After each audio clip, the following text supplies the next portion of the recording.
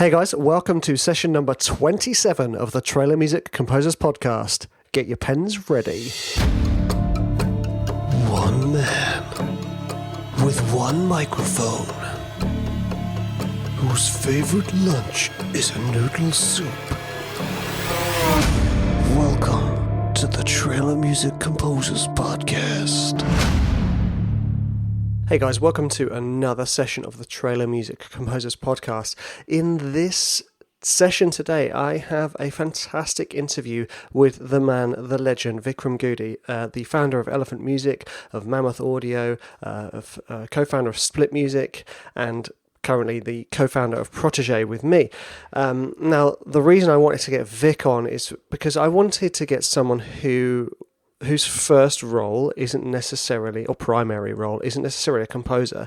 Vic is a composer, but I wanted to bring him on with the kind of like overview of him seeing the projects, every project, the tracks from initial sketches to placements, and so he can see the story arc of your music and what makes a successful track, what makes a not successful track, what makes a successful composer, which is obviously what we are interested in today.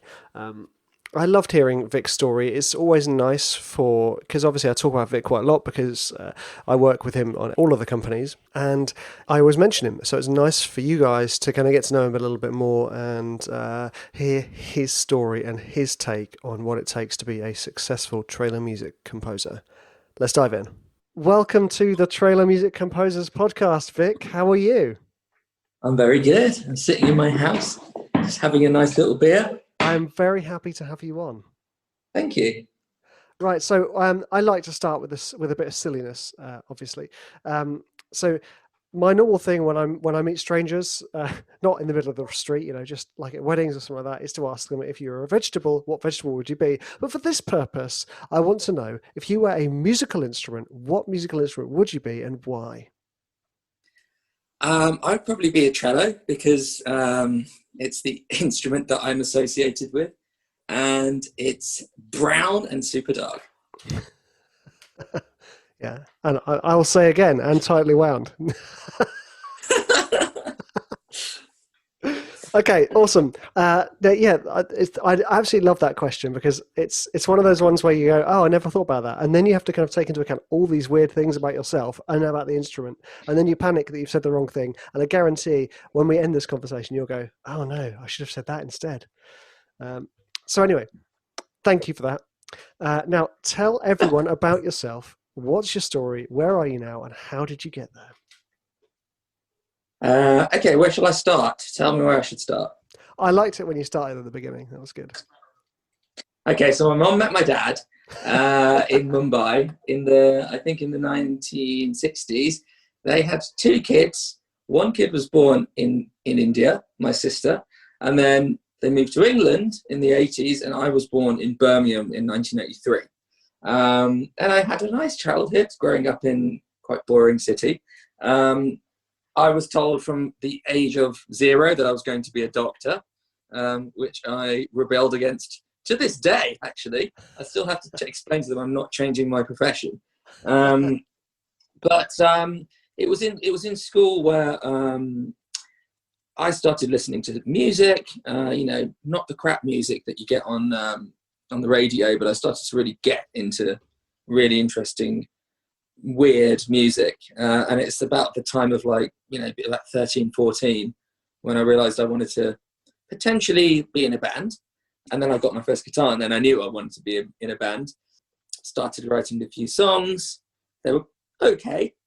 Joined a few bands, decided to move to London, go to uni, and I studied chemical engineering of all things to keep my dad happy. But little did I know that it would come in handy many years later. I will get to that later. But I went to uni at UCL, continued making music. I was, hosting radio shows, DJing, basically anything I could get my hands on, and continued to try and surround myself with music until I got my first job in music, which was at Busey and Hawkes, which is probably, how old am I? Quite old. Probably about 14 or 15 years ago, I think I got my first job. I can't remember, to be honest. A while ago. 2007. 2007. Wow. So 13 years ago.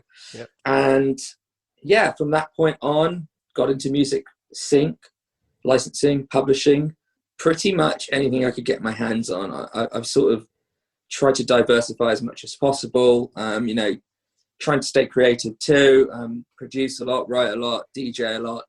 And then this is actually while I was at Boozy and Hawks.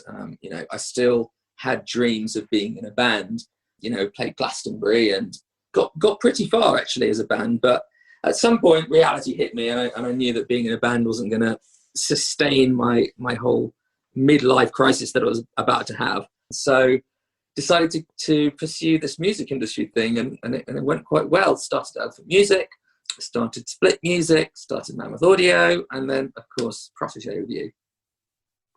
How exciting. Now, I do love how you've completely skimmed over the really, really juicy bits, which has obviously left it wide open for me to ask questions. So obviously you met an incredibly talented and handsome composer at Boozy and Hawks in 2007, who shall remain nameless, me. But we worked together with Boozy and Hawks. But tell everyone about Elephant Music. You starting Elephant Music. How did that come about? Because Elephant Music, everybody knows Elephant Music. They are massive and they produce some world-class placements and music. So tell us more. Well, I don't know, actually. I don't know the actual core reason. I don't know the day, or I didn't, it wasn't like this sort of, those moments you see in the movies where, you're staring out the window, you're like, aha! It was just this accumulation of frustration with how I saw a big company work. I think that was the big one, because I was doing some really interesting things at Boozy and Hawks in Amalgam. I still look back on those days. I wouldn't be here if it wasn't for them. But the bureaucracy of a big company means there's certain things you can't do. There's certain levels you have to hit, which didn't make any sense to me. So I instantly knew I wanted to start my own company. And honestly, when I started, I had no idea what it was going to be. I just quit my job and started it. I knew you were going to be involved at some point, but that wasn't how it started. It started out with bands. I had about 6 or 7 bands, and the plan was I was going to start this new amazing company and make millions of dollars from sync by getting bands on ads. It nearly happened, actually, but it wasn't quite the right business model. I realized that I need to make my own music because A, that's the only way, I could truly express myself and the nature of the company. But B, it was really trailers. When I moved to LA and got that experience with Immediate, it was the world of trailers that was really the start of Elephant. And then obviously extremely handsome composer guy who was also quite bored, let's be honest, and wanted something to do. But also, I think we both wanted a change. I think what were we doing before? It didn't really have any direction. It was just ad hoc jobs. I think the Piano Work series was really the birth of. It's really when everything started for me, definitely, because that's the first time I ever owned any catalog, and I started to see the possibilities of what you can do with a catalog. And if you have a little bit of imagination and drive, those possibilities are endless. I mean, I'm still finding new things I can do with my catalog now, but it's intellectual property, it's IP. That's the real aim of the game, to be honest. So when we first made our first 5 albums, I was quite happy running with those for probably about 2 years. Yeah, it was quite a while, wasn't it? It was. I mean, people don't realize, you've got 50 tracks. I mean, if you know what you're doing with them, that's a lot. You could literally have a 50-track catalog. I mean, there are some labels that have less than 50 tracks and do well. So, yeah, I think it was making those albums with you that really started it off. I mean, how did you feel about that? What about the whole 5-album thing? Yeah, do you remember making those? Yes, I remember the conversation on the phone when you were like, "Look, Rich, I need something. I need some piano music," because it was around the time Catfish was launching.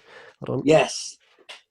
And they had asked you for background music, and you were like, "Okay, Rich, let's do some background piano music." you kind of mentioned about, think about like tension beds and stuff like that, and Einaudi and all this, and I was like, great. And then set to work, and it was only 3 weeks later I sort of was like, I've got 5 albums. I was like, wow, are you serious? Yeah. No, I remember that. And to be honest, that's the hilarious thing. Elephant Music was started with a task, and the task was put music in these different emotional categories, basically. And it was relatively easy. It was starting to understand that it's not bands that you need, and it's not songs that you need. It's actually music that generates a story, or even better, within that story, a particular emotion. And then when I understood that, after a few years, because those albums, they're still getting placements somehow. It's pretty amazing. But I started to realize there were other emotions apart from sort of piano moods, let's say. Uplifting, nostalgic. Exactly, uplifting, nostalgic. There's a few somber in there, but yeah, we never really got many of the somber ones, did we? No, they just got used in Catfish. Exactly. It's funny, nearly all of them have been used at some point or another. Yeah, it's pretty amazing. We should do some more, actually. Big time. Love that stuff.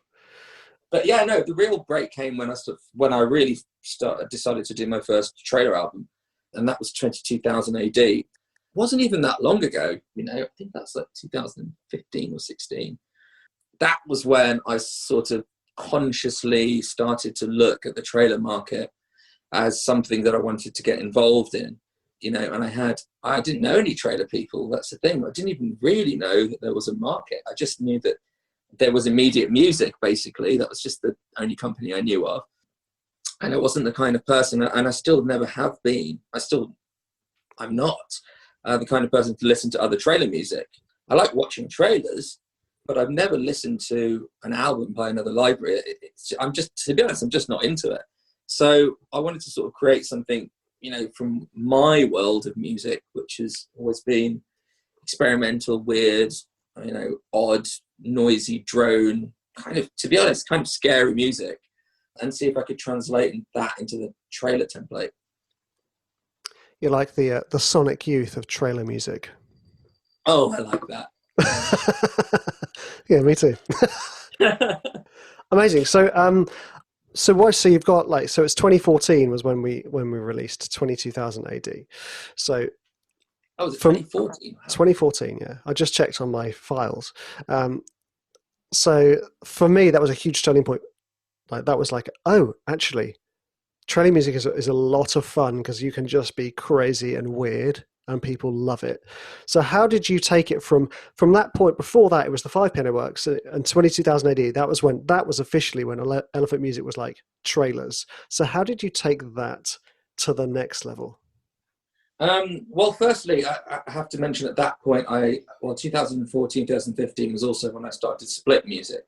So that was a kind of tactical decision for me, because I knew that for Elephant Music to be trailer music only, I couldn't do anything else, and I needed something to scratch my itch of my day-to-day passion, which is experimental, weird, odd music. So starting Split Music was a really good, weirdly, a very, very good for my brain, because I could separate the two.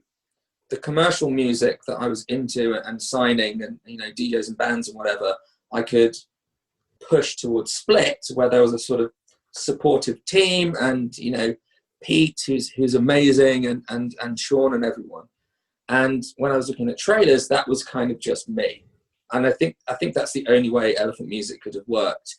And I would do it in my own time, and I would only put things out when I thought they were ready, and I would use my pool of composers. I think it was all about not rushing it at the beginning, to be honest. I think we spent a lot of time on 22,000 AD, and a lot of time on the follow-up, which I can't actually remember what that was. Probably Omega Red, was it?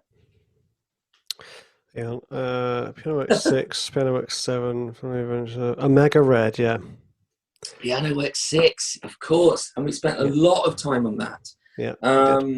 Yeah, I think those early Elephant albums were, I still think they're some of the best, and they still get licensed. I mean, we just licensed Piano Works 7 for Mother's Brooklyn, and that's like a main trailer because a lot of time and effort went in, and it was my passion project at the same time.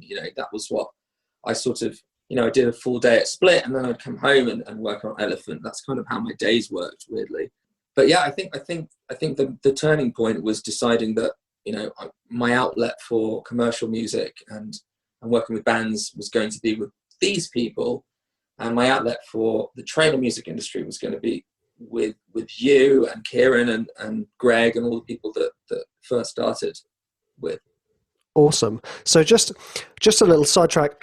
Explain to the listeners essentially what is the difference in the roles that Elephant Music and Split Music have, because they function differently. You've obviously explained that Elephant is focused on trailer and Split is focused on commercial, but I mean, can you explain that a little bit more? Yeah, sure. I mean, well, Elephant Music is a production music library.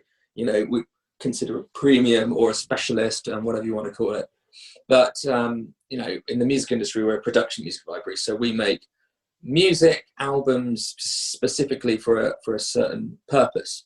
In our case, it's trailers. But to be honest, we've also had quite a lot of adverts, and we placed our music on films and TV. But it's made for the specific purpose of synchronization. Split Music is a commercial music publisher. So we would take artists who have already made music under their own band name or name, and we would publish that music. So we would take care of the rights of that music. Part of that job would be the main part of the job is actually just to get them paid. A publisher traditionally collects royalties and does licensing for artists. So part of that job was also to get them, syncs and trailers and film and TV placements. But the key difference is their music they make and then we sign, whereas with Elephant Music, I decide what we make together. Nice. Thanks for that clarification. I finally understand. I was going to say, that's actually just for you, isn't it? Yeah, oh, big time, yeah. Give me a business lesson, Vic. Amazing. Thanks, dude. Okay, so you've got Elephant Music doing their trailer music albums. You've got Split Music representing artists for their commercial releases. And then something else happens. You decide to launch another company. Now, the company's called Mammoth Audio, and you guys have just released, well, I say just, it was it this year? It was this year, wasn't it? Just released your first sampled instrument focused at trailer composers. Can you tell us a little bit about that? Yes. Again, it was one of those things where I think not totally sure where the idea came from, but both of those companies that I mentioned, Elephant Music and Split Music, are both very client-facing. And although I do like client-facing and I do like the whole world seeing our work, there was no access for me to get a product to everyone. And I started thinking, a year ago, I kind of want to help composers. That was the sort of start of it all.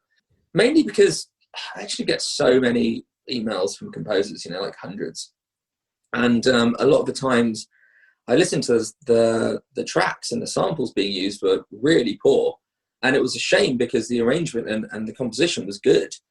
And it wasn't because they were using bad sample libraries, actually. Some of them were good sample libraries. It was just, it didn't feel right. It's the only way I can describe it.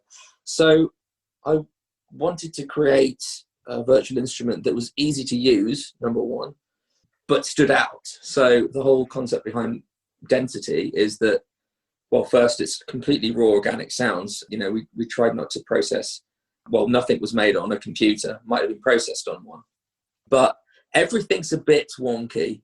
We don't have the big, gorgeous, Abbey Road or Air. We don't have the £10,000 mics. It's the opposite. We tried to make sort of wonky, weird, distorted sounds. We wanted to use a small room. We wanted to use the wrong mic. Well, I wanted these samples to pop out of the mix. And I think I'm really happy with how it's done. I actually use it all the time. Obviously, I'm a bit biased, but some of the demos I've heard, they just have this dirt and grit. And I think it's just an instrument that I really wanted to make for myself, to be honest. And, I'm not an expert composer, so I like things to be really simple. And I like to use both my hands as well, which is why we introduced both playable instruments on, one on each hand. So to be honest, I think I kind of used it to make other composers take a few more risks with their sounds, but kind of mainly just so I could have a play with it. Isn't that why we make all the stuff? Exactly. It's essentially we're doing these things for ourselves first, and then it's kind of just for our own amusement, I think. Yeah. Nice. Right.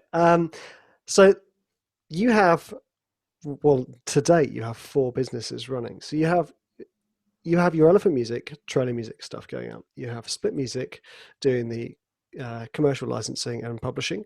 You now have Mammoth Audio creating unique organic sample libraries. Now, before we dive into the most recent project, I want to ask you, like, you are touching base with composers now throughout the whole creative process. You are supplying them with sounds. They then write music for you, which you then produce. You then take that music from sketch to finished mastered track, which you then distribute and represent globally. So you must see all of the creative barriers, not just through other composers, but also yourself, all the creative barriers that creative people in the music industry face. So what do you think are the biggest creative barriers that we face from the initial idea stage, when we've got our samples, we've got our recordings, all the way through to getting our tracks placed? That's a good question. The main thing is composers trying to be something they're not. I think the biggest creative barrier is yourself. I find it takes a while with a composer from very starting to work together to having a really successful relationship, mainly because I'm trying to convince them that they need to be themselves. To be honest, you work the best when you know what is in your head, and when you can translate what's in your head onto Logic or Ableton, whatever you use. The problem is when people take the references too seriously, or people listen to other trailer music too much, or are kind of become obsessed with their friend's track. And that just confuses the creative process in general. The creative process is a stream, it's all the music is out there, and, all the tracks that you've been exposed to as a baby, or, when you were, you first heard Nirvana, or, when you first went to a club, all that stuff is kind of channeling through you. And my job is to kind of cleanse a composer of their doubts and fears, and make them believe in themselves. And once that barrier is down, my job is incredibly easy. All I have to do is just get it to the right people. But I can send them 1,000 tracks, and they'll pick the best one, and that one is normally from a composer who's writing purely from the heart. So biggest barrier is the composer himself. See, obviously, I can completely second that, because one of the most wonderful things that's come from our relationship, our professional relationship specifically, is the tremendous freedom you offered me through your initially quite open-ended briefs, not pants, open-ended briefs, like Piano Works. It was just like Piano Works that kind of in this world, and I sent them over, and rather than nitpicking every single element within each track, you just listened to the albums and were like, yeah, great. And that gave me a huge confidence boost. And that's the kind of process that we've had going forward. It's kind of like, Rich, do what you do best, go. And I go, okay. And I send you something, and then you do what you do best, and you make it better, and you send it off and sell it. So I can completely agree that actually getting the composers limiting beliefs about themselves out of the way would be the hardest job for you, and it's also the hardest job for the composer as well. I think there's a part to being a producer and company owner, or whatever you want to call me, that's less is more. My vision for the company and my vision for the album is just that, you know, it doesn't necessarily have to be exactly how I thought it would be at the beginning.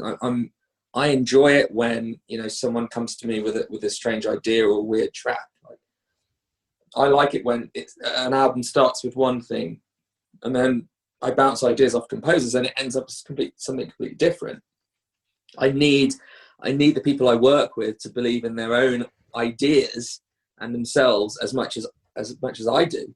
And the only way I can do that is by empowering them, you know, and that means, you know, a few times I'll just have to say, yeah, you know what, you nailed it.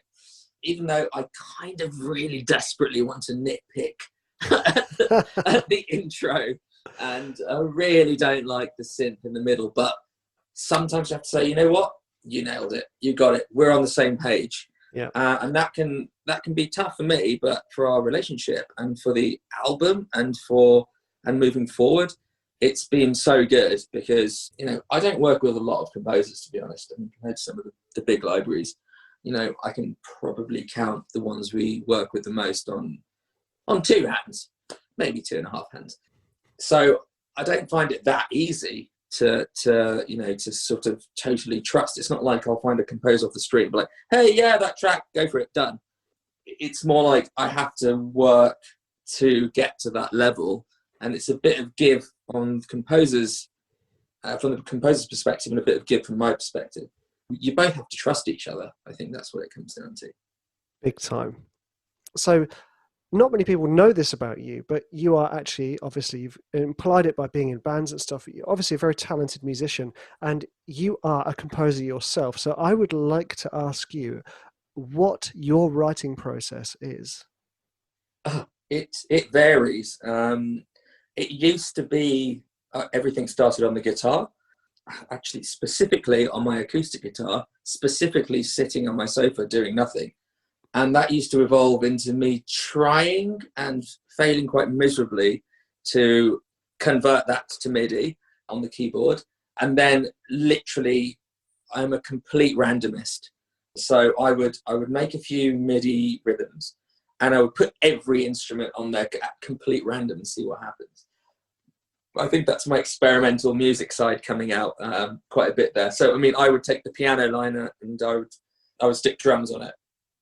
And then that would be my drum beat and I would stick with it. You know, I'm sort of really obsessed with the early music of like Neubauten and like the sort of 80s experimentalists that just deconstructed everything.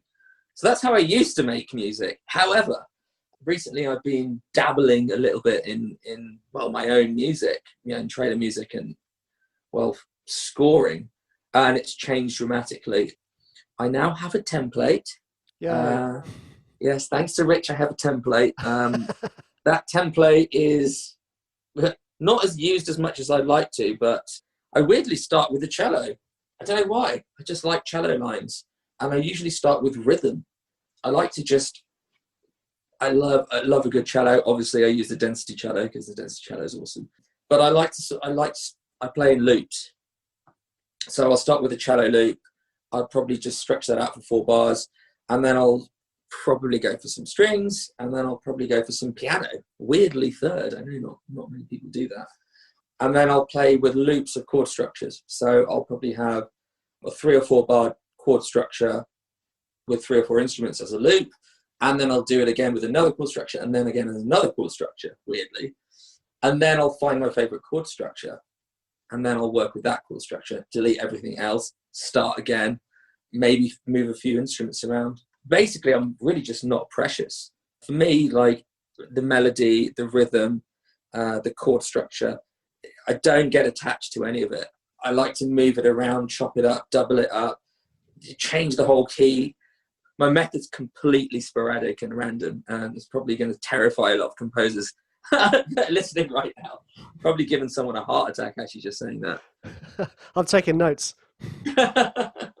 The thing is, it's the thing I love about all these interviews, and I always love this about listening to interviews, is hearing other people's, firstly, their stories, but secondly, their approach to creating. And I think it often reflects the person, the way they create. And I really like the fact that you have this very free, seemingly random approach, but it's kind of, you're basically throwing stuff on the wall and seeing what sticks. And that is actually a really, really useful way to get past writer's block.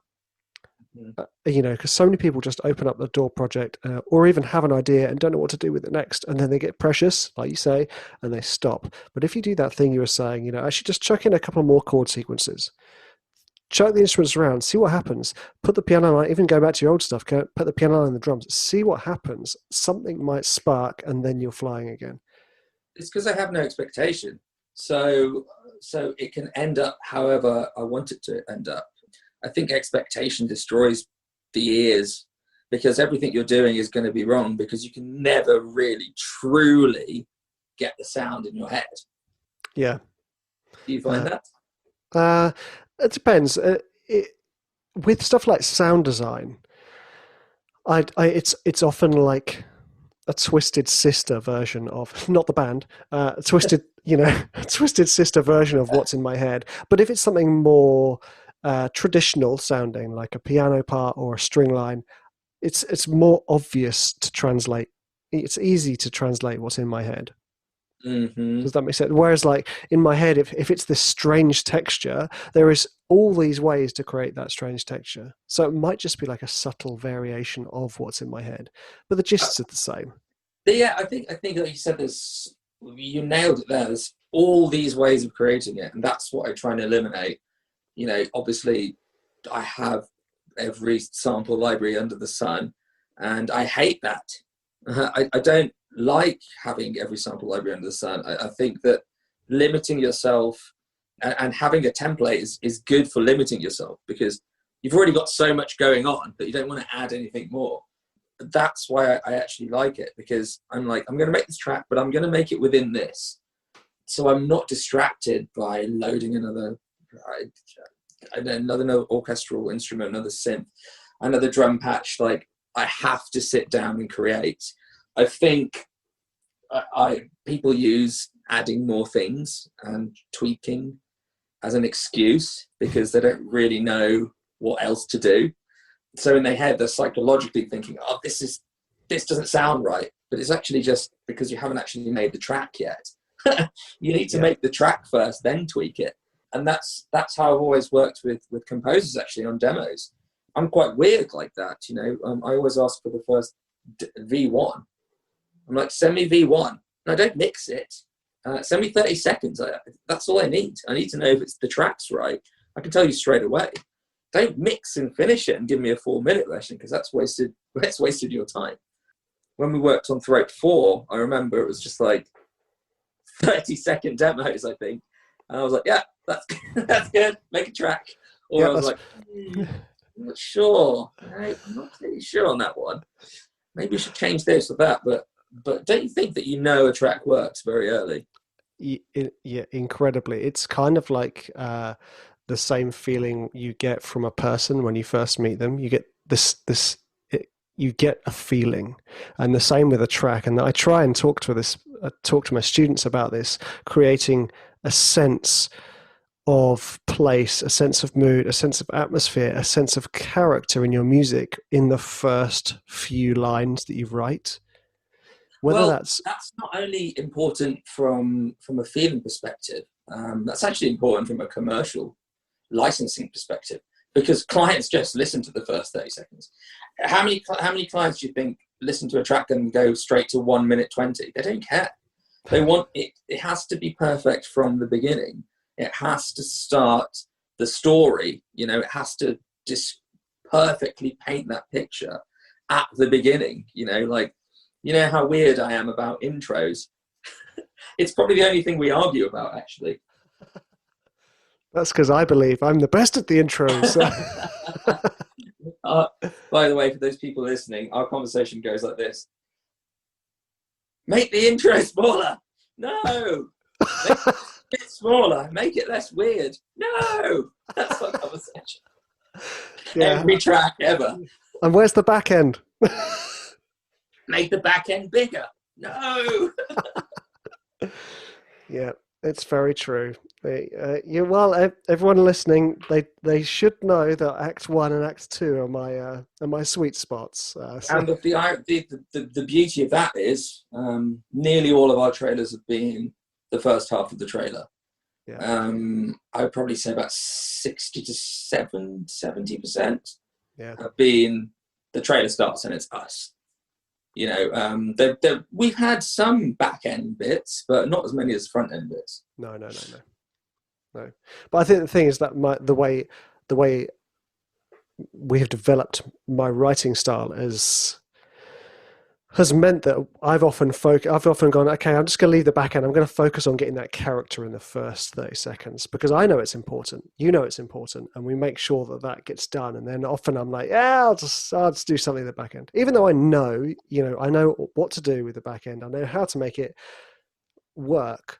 It's just the way we've ended up working is just creating a sense of character within the first 30 to 45 seconds. How do you create character? Please tell me.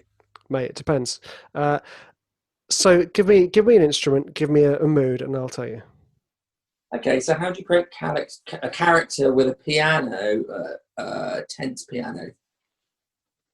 Okay, so the thing you've got to think about with tension is it's often about contrast. So tension is a contrasting of a sense of closeness and a sense of distance. So the easiest way across the board to create a sense of character Major, minor? No, not even there. I'm thinking space, sonic space, to create the sense of closeness. And the best way to do that is to have something that is the polar opposite of something close. So that's why those big sub booms are such a simple and beautiful tool to make something feel closer because you've already set something else further back. So usually with that type of stuff, that's why, again, drones do a similar thing. They set this tone, they set this bass that the other elements sit upon. So let's say I've got this tense piano track. Usually tense piano has a sense of time ticking because there's something about tension, a relationship between tension and the passing of time, whether that's tension because you're waiting, whether that's tension because you know something is coming. But the idea of a ticking, clicking clock immediately sets this feeling of tension. So usually a tense piano piece... Wow, that was really in time. Well done. Thank you, sir. I've got a metronome blinking at me. So, if I was then to write something to do with tension on the piano, I would usually set something that gives it a sense of distance. And the easiest way, if it's just solo piano, is just a lower key. So the bottom half of the piano, say sort of C0, C1, C0. Bong. And then you'd have something that starts ticking up in the right hand somewhere. So that gives the sense of pace through rhythm, a sense of tension through rhythm. The next aspect you want to consider with tension is the intervals you choose. It's not necessarily as simple as major minor, because it's usually intervals. Usually with tense pieces of music, you're dealing with intervals over and above building chords. You might stack the intervals. So obviously the tensest intervals are the minor second, the diminished fifth, and to an extent the major seventh or the flattened seventh, and then those three, specifically the minor second and the diminished fifth, those two immediately create a sense of tension. Not just a sense of it, but they actually are creating tension. The sound waves are clashing. Yes. So now, to save That's actually me, my favourite type of music. It's weird, discordant noise. Yeah. And it's what I've always loved, and it's actually what I've always loved about your music, that it doesn't give you that sense of security. It constantly asks questions, and I think anyone walking off the street into your studio would feel uncomfortable listening to certain chords. You've done the job straight away. Yeah. big time. A huge learning curve for me in the sense of tension was back at university. I scored one of the master students' dance pieces, and it was this beautiful set with huge balls on pendulums swinging around, and they were dancing around these balls. And I know, yeah. Normally it's fairly tongue in cheek, but this is going straight for the big balls. But anyway, I scored it using sine waves. So I would sort of about export. So this was in, or not Audacity, Cakewalk Pro. I had a tone generator, and I would export tones that were only like a few hertz apart, so that they would create beats. And then by changing the distance, you would change the pace of the beats. And if you laid more than two of them on top of each other, you then got these incredible polyrhythms and these beautiful dancing, awkward sounds. And it felt like someone was trying to kind of like stab you with sound at some points. And it was just a wonderful realization that actually so much of what we do as composers is that we're choosing our notes to either give a sense of tension or a sense of release. Yes, I think like I totally agree. I think the thing I find I struggle with as a composer, and I always have done, even from the early days, is chord structures. And like, there are some magical chord structures out there. The A minor, F, G, for example. How do you stay original without using those? Wow, this turned into an interview for you, hasn't it? Yeah, stop it. Can you just answer that question, please? Yeah, okay. Well, the first thing I would say to that is you're not going to be able to produce an original chord progression. So stop trying. What you need to embrace is the existing chord progressions. This is the thing. If you can just sit down, know a few chord progressions that work in certain styles, then you already have half of your work done. You listen to 95% of trailer music, they will be using, in a minor key, they will be using the minor first chord, then they will drop down to the flattened major seventh, the flattened major sixth, and then the dominant fifth. Hundreds of those trailer tracks use that one. Yeah. Yeah. And it doesn't stop people producing amazing and original music because they're using the same chord progression. Like, obviously I came from a rock music background. We're all using the same riffs. There you can have ever so slight variations, but my advice about originality and chord progressions is to stop trying to create original chord progressions. Just try and embrace a chord progression that captures a kind of the right mood. Yeah, it's funny because actually as a guitarist, like I went through a similar dilemma. I got to a stage where, I was always trying to, I was more of a lead guitarist than a rhythm guitarist, a songwriter. And I was always trying to find the original riff. And I just came back to the same blues in E or blues in A or blues in D. And once I started exploring and really listening, all music is just a variation on the theme, but it's not about your left hand, as a guitarist, it's about your right hand. How do you play the same riff as Jimmy Page, but rhythmically different? It sounds completely different with the same three notes. Is that kind of what you're saying about the same chord structure in trailer music? Yes. Obviously you have a lot more variation, because obviously if we're just dealing with a guitar riff, you've got the notes and the rhythms you're playing on one instrument. But when it comes to trailer music, you've got your synths, you've got your strings, you've got your brass, you've got your woods, you've got your percussion, you've got your guitars, you've got a huge, bountiful selection of instruments, and then you have the way you process them, which is the same for the guitar. My point is, just choose a sequence and write something with it. Like, so many people get so hung up on the chord sequence. Yes, it's important, but at the end of the day, you're probably going to use a chord sequence that is unoriginal. Exactly. Well, it's impossible not to. I mean, So, people have been using chords for about 300 years. yeah. I spent many, many years trying to be original with chord progressions, only to realize that what I was doing was diving into modulation. You know, and I'd be Don't like, do that. no. Don't do it. I was like, oh yeah, so I could do these chords in this key, and then I'd just chuck in a major one there, and someone would be like, oh, so you're modulating to that key? No, I'm creating an original chord sequence. So yeah, right. Anyway, enough of the questions for me, Vic. Sorry. Although I do like it, it's nice to have some questions to answer. We can edit all these out. That was just for me. Yeah. Yeah. Well, obviously, those of you guys signing up to Protege, you fire away the questions, of course.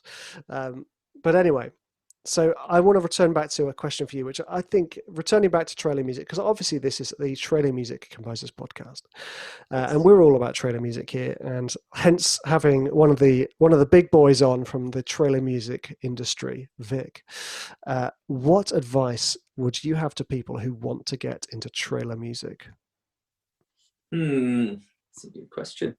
Number one, consistently make music all the time, regardless of whether you got an email back from me or another trailer house, regardless of whether you lost a custom job, regardless of whether your mate said it was crap, regardless of whether someone left a Facebook comment saying that you used the wrong string samples. Just keep making music, because your catalog is what's going to be your best friend once you do get a deal, or once you do get asked to do a custom. Your catalog is also your experience. It's your learning curve. It's how you really find out what you want to do. I would also say that's another good bit of advice. Do what you want to do. Don't try and copy anyone. Use the music that you like. Maybe you grew up listening to trailer music. Very unlikely. What are you into? What are your favorite bands? Is there a way that you could merge the two things together and be authentic and be yourself? Apart from that, I would say, please don't blanket email anyone ever, because it's just so impersonal, and all of us just get too many emails every day. So please don't blanket email. Instead, write a personalized, short, honest email about your situation and what you're doing, and you're more likely to get a reply. Finally, I would say, try not to listen to other people's trailer music. If you want to be original, you should be listening to other music. Otherwise, you're just going to keep perpetuating this cycle of the same music kind of being regurgitated by the same composers in every year. And to make different music and to make a change to the industry, we have to start bringing in new influences. And that doesn't have to be music. That can be art and film. I think that's my advice. Dude, that was comprehensive. You've even covered the next question, which was, what's your number one piece of advice for writing better trailer music? And I think your broadening your influence answer was perfect. I mean, if you want to give another answer to that, you're welcome, but I think you absolutely smashed it with that one. Yeah, I think just don't listen to the trailer music is the key, because be inspired by it if you have to be, but if you want to make original music, there's a question that you have to ask yourself. Do I want to make original music, original trailer music, let's say, or do I want to make the best type of this trailer music? And if you want to make the best type of this specific trailer music, and I'm pointing to something here that you can't see, which is just nothing, because I just see generic trailer music as exactly that. It's nothing. It all starts to sound the same. I think if you want to make great music, that sounds different from generic music. If you want to make great music, you have to change the industry. You have to change the sort of zeitgeist. You have to bring in weird things. You have to bring in weird recording techniques, or you have to get experimental. You have to start listening to stuff that makes you uncomfortable. If that's what it takes, push yourself, push your ears. I think that's my answer. Nice. And actually, to make an addition to that, I would make an admission that I very, very rarely, if ever, listen to trailer music. Yeah, I just find it quite boring. It's quite weird because I make trailer music, but I find myself just getting a bit frustrated with it, and I think that you get into this composer syndrome, which we've clearly seen happen with the Spitfire audio competition, Westworld competition, of just getting annoyed with other composers' music. You naturally feel that you need to judge. You either do or you don't like, and I don't see music as that. I don't see music as I do like it, I don't like it. You could have done that better. You know, how often do you listen to, a band and go, oh, you could have used a better drum kit? It's not about that. It's about the experience of listening.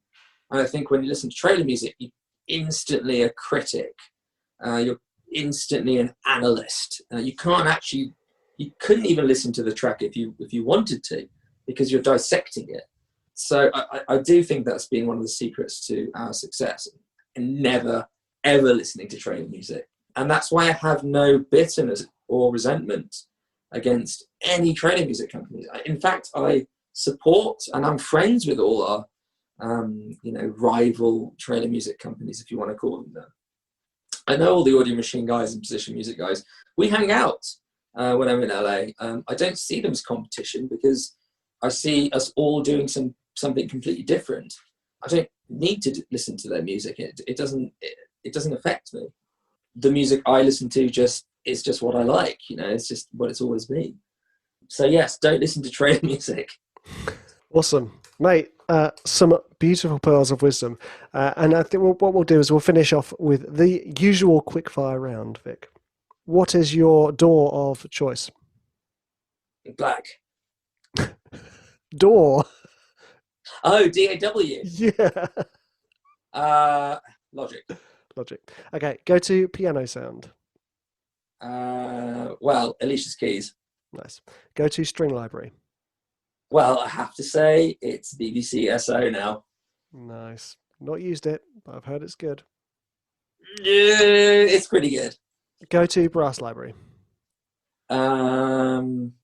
Heaviosity. I can't remember the name. Oh, I know the one you mean. I can't remember either. I'm terrible with the names of these samples. Me too. It's the Heaviosity one, yeah. That one. Something by Spitfire. Okay. It's in my template now, so I don't have to ever load it. Is it Forzo? Yes, Forzo. Oh, okay, that one. Go to percussion. Damage. Yeah. Go to synth. You know what? I like hardware synths. So it's my Movo. Nice. And top 3 effects for your guitar. Okay, top 3 effects for my guitar. Recently, I've always loved the Boss Space Echo. Absolutely my favorite pedal of all time. You can tap tempo, you can just tweak so much. If you keep the right pedal held down, it feeds back on itself until you feed back into infinity. I've always been a fan of the Russian black big muff. There's something weird about the circuitry on that one. And it just is pure dirt. Every single thing about it is dirt. Russian black, not the Electro Harmonics one? Yeah, the Electro Harmonics one. The big muff. Oh, yeah. Yeah, there's a Russian version that you can get. Oh, wow. And it's black. And it looks the same, but it sounds completely different. And I accidentally picked it up once, and I'm so glad I did. Finally, I would probably say quite boring, but the Boss compression sustainer. And I don't know why, but it's just giving my guitar that hum that you just can't get from anything else. So those are my 3. Nice. Some classics there. Classics, actually. I'm quite boring like that. Mate, so firstly, I want to just say thank you for taking your time to come on the podcast and I was going to say elucidate, but I'm not sure that's the right word. To share your story and share your passion with everybody, because you are an incredibly passionate guy and you've got a really fantastic story, especially now you've got these 4 fantastic businesses that are not only just supporting composers but in their career, but also supplying amazing instruments to them too. So yeah, thank you, dude, for coming on. Well, no, thank you, Richard. I mean, none of this would be possible without your compositional skills, and that has led to Elephant success. So thank you more. Shucks. Right now, and last but not, if anyone wants to get in touch with you, what's the best way to touch base? That's a tough question. Probably Instagram nowadays, because I don't have that much going on there, so I'm more likely to get back to people. Nice, good response. Mm-hmm. Amazing. Follow me on Instagram, guys. Yeah, that's it. Yeah, followers bumped up by 3. Amazing. Yeah, and thanks for those 3 listeners listening every week. Amazing, dude. Thank you so much. Thank you so much, and thanks to everyone that's listened. Have a good night. Okay, guys, that was awesome. Now, the thing is, if I didn't know Vik personally like I do, I would be taking notes about the really important things he said. For instance, this is a bit of a shift compared to a lot of composers we've talked to about not listening to other trailer music. And I think the really interesting there is actually, he mentioned obviously if you want to be the master of Epic Hybrid, then listen to Epic Hybrid, of course. But if you want to create something original, more expansive, that has more of you in it, maybe start taking stuff from all of your inspirations, be that Mozart, be that the Dronescapes, be that Kandinsky's paintings, whatever it is that inspires you. Try and bring that to the table so that you can get your own voice. And I think that's where a lot of my success has come from. That I don't really listen to trailer music. I watch trailers, so I am listening to it by default, but I'm here. The function is different. I'm not listening to it really like, yeah, trailer music. I'm listening to it as a what is this trailer music achieving in this trailer, or just dang, that's a good trailer. Now, take that away. That is one of the many golden nuggets in this interview, but take that away and think, okay, well, how can I, if you do want to be Epic Hybrid, if you do want to be horror, how can I take other things and feed that into my music? Now, of course, I want to remind you guys that Protege School is launching in September, so those of you who want to take your career and rocket it into the stratosphere, then I suggest you go to protege.school, where we will be training a very select few and hopefully publishing them into the trailer music and production music world, where they can flourish and become professional composers. Thanks for listening, guys. You're absolute legends.